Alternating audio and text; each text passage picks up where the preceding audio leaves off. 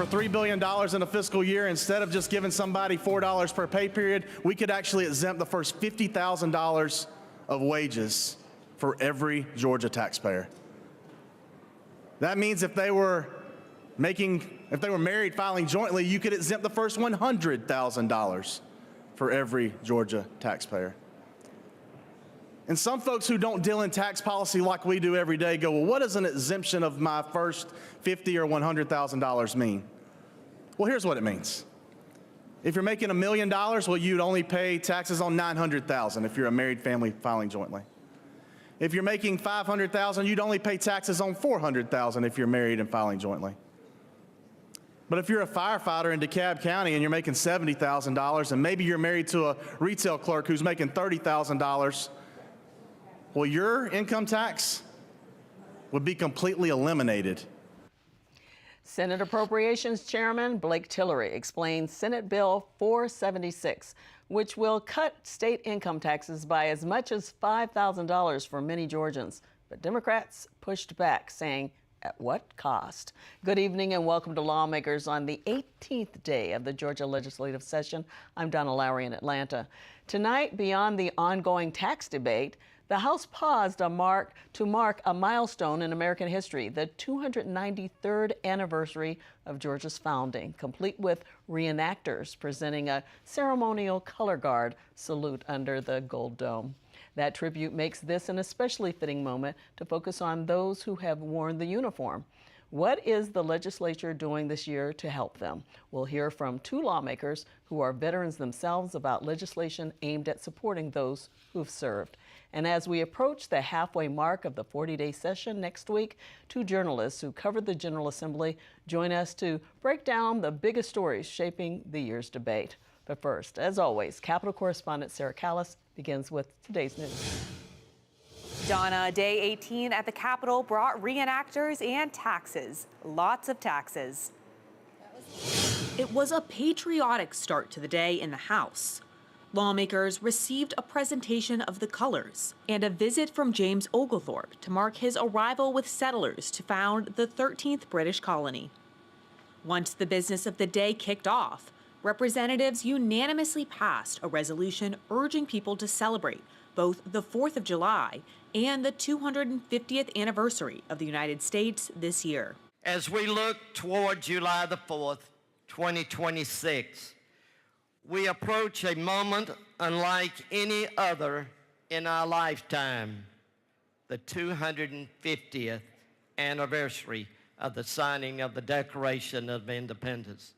The House also gave approval to Senate Bill 195, which would allow pharmacists to dispense HIV prevention medication. Communities with provider shortages and in urban communities where appointment demands exceed capacity, pharmacies are often the most accessible healthcare point in both places. Open longer hours, close to where people live and already trusted. That bill passed 155-7. Members also passed House Bill 948, which deals with foreclosures on homes.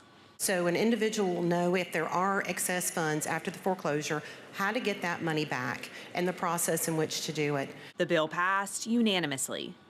After adjournment, House Democrats promoted legislation they filed to help address housing affordability. In the Senate, two major bills dealing with the state income tax. SB 476 would make the first $50,000 of income tax exempt for individual filers and the first $100,000 for joint filers. Senate Appropriations Chairman Blake Tillery has been championing the bill since the beginning of the session. Tillery laid out the basics of the plan, saying that it will put around $5,000 in the average taxpayer's pocket. That's the cost of child care for 3 months. It's the cost of rent for 3 to 6 months. It's the cost of groceries for 6 months. It's the cost of their power bill and their gas in their car combined for an entire year. And if you look at Google, you'll also find out that $5,000 is 2 times the average homestead property tax that's paid in this state. And I know that's disparate, it varies across the area, but it's 2 times that amount. Senate Bill 476 is real relief for middle-class families, and it's real relief for everyday Georgians. He also broke down which corporate tax credits would end. The Senate's proposal pays for that $3 billion each fiscal year by reducing some of these credits. If we wanted to do away with the income tax completely, there's a very easy way to do it. The state income tax brings in $16.2 billion. These credits total over 30. You want to do away with the state income tax? All you have to do is tear these in half. But the Senate's proposal didn't even go that aggressively at tax credits. It simply said all we need to do is reduce these by 10%. And by reducing these by 10%, we can eliminate the income tax on individuals making less than $50,000 and eliminate the income tax on families making less than $100,000. That's how we balance. And it works. Democrats objected, claiming it would cause a huge budget deficit, affecting state services. This bill wipes out nearly every tax credit that keeps Georgia's economy running. Affordable housing credits, gutted. Rural hospital credits, gutted. Child care credits, gone. Veterans and law enforcement credits, gone. Port activity credits, gone. Research and innovation credits, gone. And support for rural hospitals at a time when we're in a healthcare crisis. Support for rural hospitals and doctors, gone. They also questioned the math. It's a scam. Because the families, the hardworking families of Georgia, the average Georgian, they don't make $50,000 or $100,000 as a family to get this full standard deduction. The only people who we're putting $5,000 back in their pockets are the people who make over 6 figures. I'm pretty sure my constituents are not excited about that. And where the needed monies would come from. Experts estimate that replacing income tax revenue will require dramatically raising our sales taxes, potentially pushing combined state and local rates to around 15% or more. That means higher costs every time a family checks out at the register. After hours of debate, the bill passed along party lines. The second bill, SB 477, laid out the timeline for a plan continuing the tax rate reductions, reducing the rate to 3.99 by 2028. It drops the state's income tax rate from where we stand right now at 5.19% down to 4.99, and then it uses revenue triggers that if state revenue exceeds the last year's revenue by more than 1%, the income tax rate will then tick down half a percentage point, 50 basis points each year until it arrives at 3.99% in 2028. It too passed along party lines. Lawmakers won't be back at the Capitol tomorrow or Monday, but they'll be back on Tuesday for Legislative Day 19. That's my Capitol report. Donna? Thank you, Sarah. Georgia is home to one of the largest veteran populations in the country. According to the House Budget and Research Office, nearly 700,000 veterans live in our state, ranking Georgia 9th nationwide.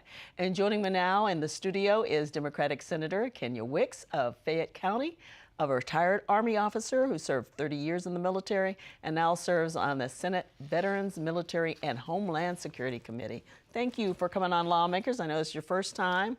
Let's start with one of your bills that would help the children of active duty military when it comes to public schooling. SB 236, tell us about it. Good afternoon, thank you for having me. So yes, SB 236 is very important to me. As a 30-year Army veteran and 3 dependents, I traveled a lot. And as I PCS, permanent change of station, my kids, when we moved to different locations, I would have trouble enrolling my kids into school because I would have to get my housing stabilized first.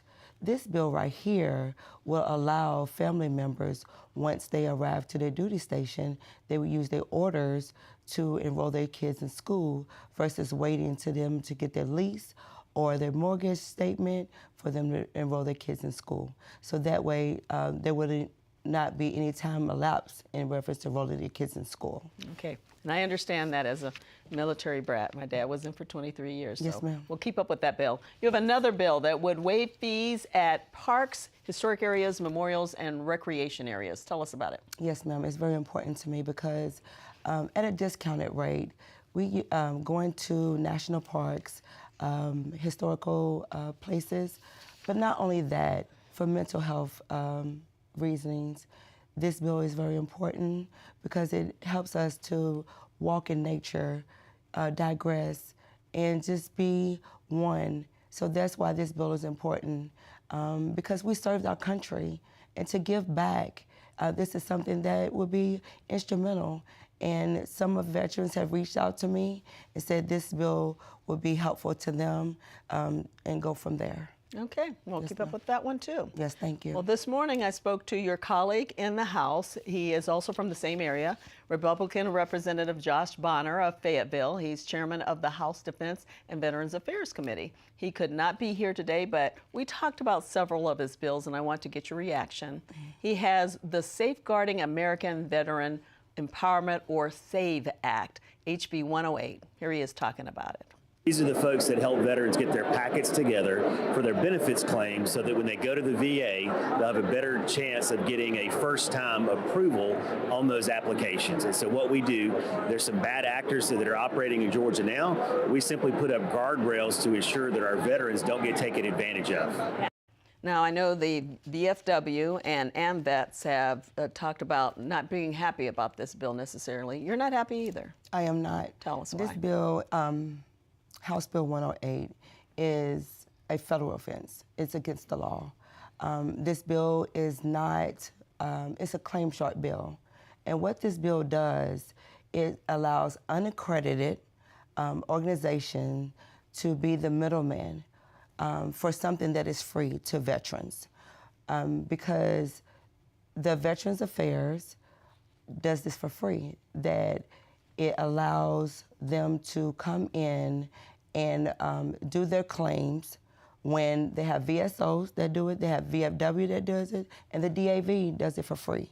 So why do we need somebody that's unaccredited, and by federal law, they're not supposed to be able to do this, and be able to do their claims and then take it back to the VA and get their claim started. So this is not a good bill. I know there was a rally at the Capitol not too long ago, and it was this bill came up, so we'll keep an eye on this. Yes. Chairman Bonner also has a bill updating who can go into veteran cemeteries. This bill simply clarifies some language from last year that expanded eligibility for our veteran cemeteries, but it also does an incredible thing and adds one more group that's eligible, and that is a very specific group of this Laotian minority called the Hmong people that fought alongside our soldiers in Vietnam, specifically in Laos, that were a part of a CIA campaign. Those individuals are recognized federally to be buried in our cemeteries, and we're simply extending that benefit to those that live in Georgia. And we had some of those great, incredible warriors here a few weeks ago as we celebrated that bill getting passed in the House. They were able to be recognized, and they received about a minute-and-a-half standing ovation from the folks here. We also had some members of the VFW that had actually fought alongside those people in Vietnam here with us that day, and it was just truly a special moment. Your thoughts on this bill? I support this bill. This is a very good bill to allow our service members to be buried in the veteran cemetery. So I do support this bill. Okay. Yes, ma'am. All right. Another piece of legislation I discussed with Chairman Bonner is HB 1087, the Disabled Veteran Home Notification Act. This is a great bill that just says that if you're a disabled veteran, as defined by our code, and you make renovations to your home to accommodate that disability, you don't pay the permit fees that would go along with those renovations. Okay. I'm thinking you like this one, I too. do. I really like this bill. Yes, ma'am. Talk about that a little bit, what happens, excuse me, when they need help.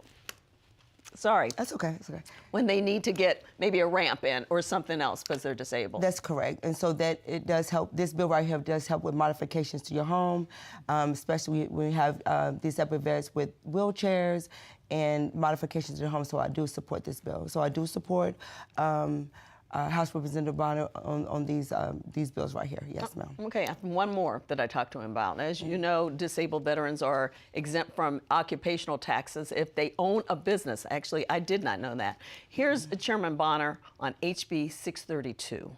we did was to clarify that language and to streamline that process, because unfortunately there were some veterans throughout the state that were not getting to take advantage of this benefit based on the ambiguity in the code. So we simply clarified that and put in a process by which more disabled veterans will be able to take advantage of that benefit that they've already earned.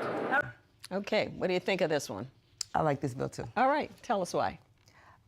Because we want to make sure that our veterans get the tax exemption that they deserve. So I really like this bill too. All righty then. How are you feeling? This is your second year, you know, as in this position, and a little different from the military. Correct. Yes. How are you feeling? I am continuing to listen and learn in the community, making sure I continue to be a champion for my veterans, my seniors, and even for the up-and-coming seniors in high school. Special education is very important to me, and also mental health is important to me. So I'm just continuing to learn and continue to be the champion that my citizens elected me to be there for them. So that's what I'm going to be for District 34. Well, great. Thank you so much for coming on the show. Thank you.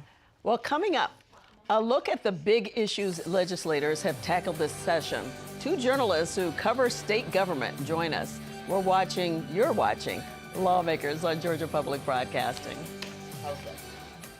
Georgia Farm Bureau, a grassroots organization dedicated to preserving Georgia agriculture.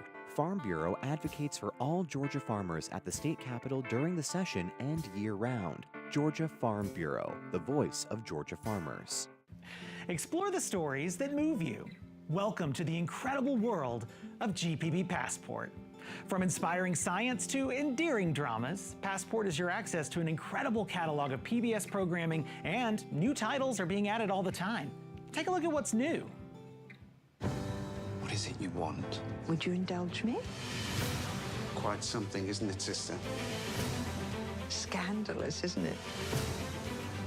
Have I got a story for you?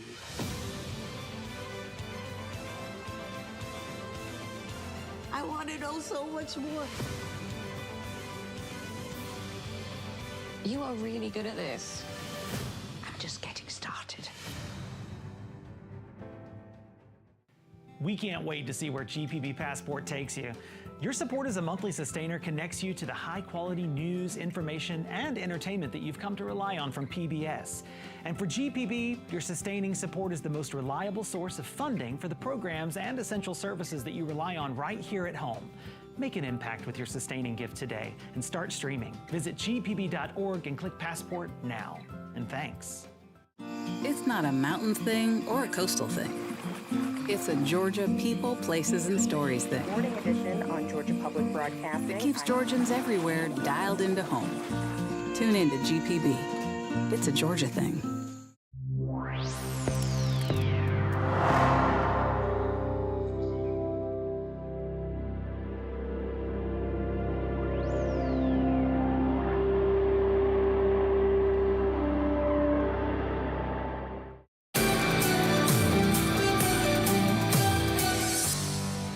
Welcome back to Lawmakers. I'm Donna Lowry in Atlanta.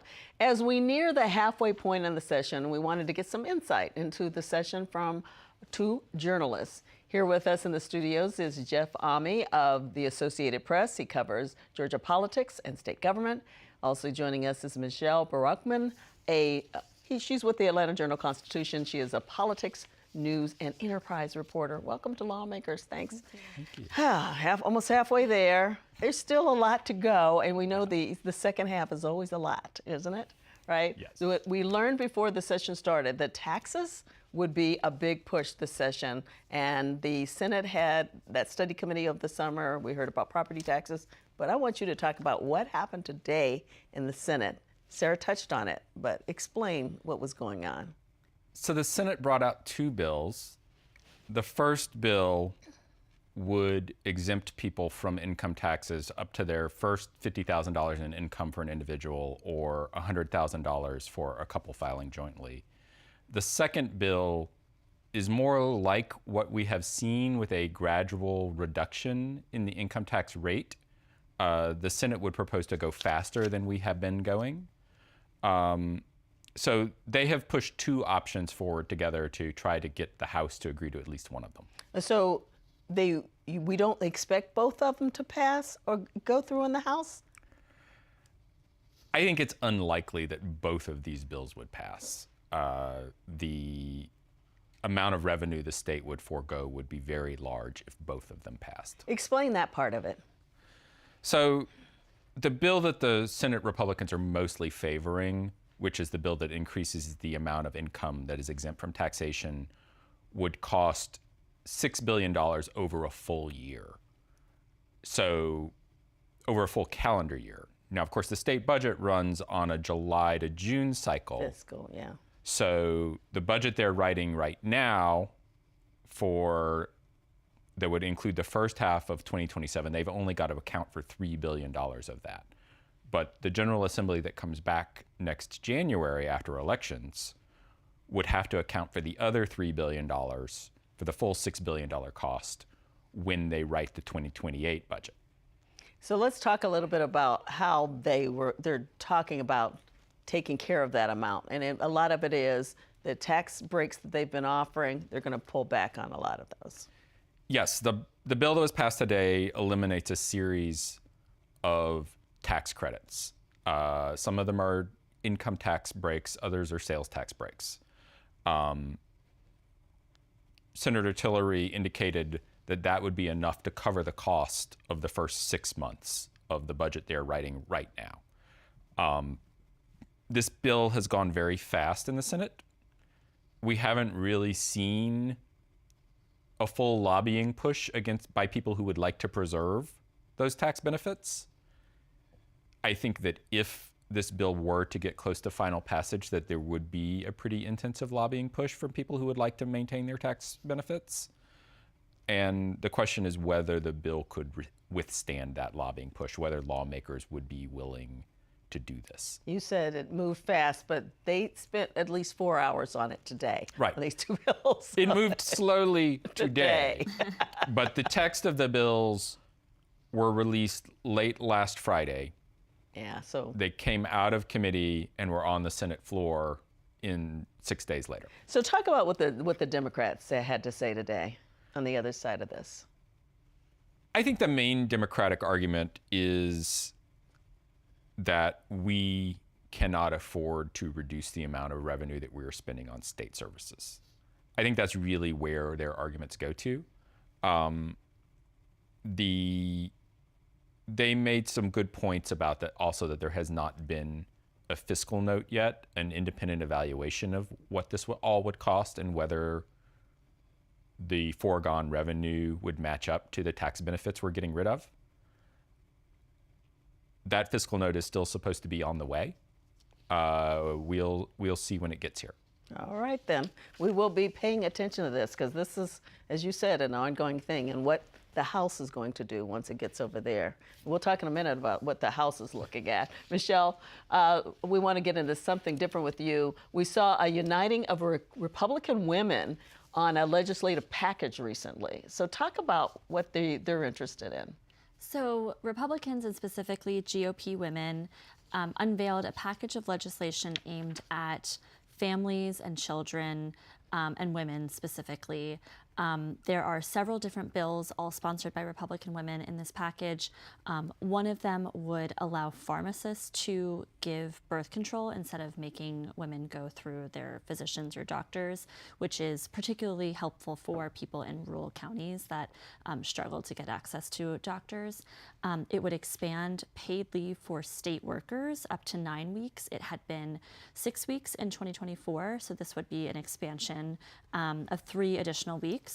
It would also create a domestic violence registry of offenders and create stipulations for how you get in and out of that registry. And then there are some budget proposals as well, such as expansion for after-school programs. As you may remember, in 2019, Republicans passed an abortion bill, and there was a lot of criticism about the impact that would have on working women. And as the buzzword is affordability this year, these are 2 efforts to try to address those concerns. Yeah, the interesting thing about it, and we had some women on the show earlier this week, is that these are issues that women in particular would understand, and so they're really pushing them because they relate to what's going on with children and also with the contraception issue and all of that kind of thing. So it will be interesting to see what happens with all those bills. We'll keep up with that. And those measures are supported by Democrats by and large. Yeah. So I think they've been talking about them too. Jeff, let's get into the House. Speaker Burns, he's been pushing the property taxes, and then the amended budget came out. They're going in a whole different direction when it comes to taxes over what the Senate is doing. The House is clearly prioritizing property tax relief this year. They have multiple parts to their plan. They would like to use this year's amended budget to give people a property tax rebate, which is something that we did once a couple years ago and had previously been done in the Barnes administration more than 20 years ago. But their big plan is a plan to fix it so that your primary residence would not get a property tax bill at all. That if you had a house that was under a homestead exemption, that you would be charged no property tax. To do that, they are going to need a constitutional amendment. And because there are only 99 Republicans in the House, that means 21 Democrats have to vote for the measure. They have to have the Democratic support. Yes. What are you hearing?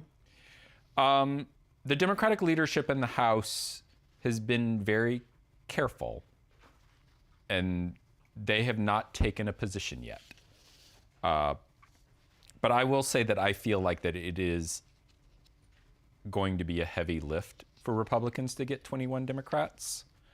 I think that particularly school interests are not going to be in favor of this plan.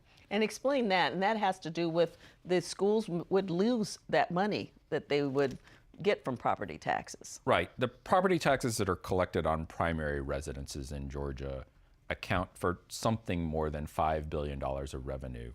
All that revenue goes to local governments and local school systems.